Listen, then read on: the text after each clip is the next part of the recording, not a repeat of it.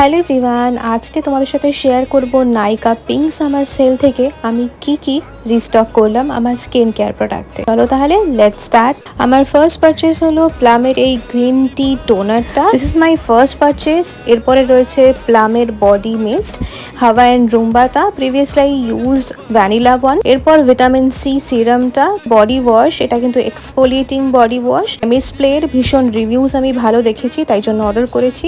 Next হলো এই ডাবের হেয়ার মাস্কটা, এটা কিন্তু গন্ধটা দারুণ সুন্দর আর ক্রিমটা দেখো ভীষণ থিক।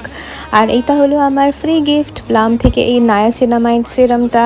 এটা ভাবছিলাম আমি পারচেস করব, ভালোই হয়েছে যেটা একটা স্যাম্পল প্যাক পেয়ে গেছি। Now sharing my restock products.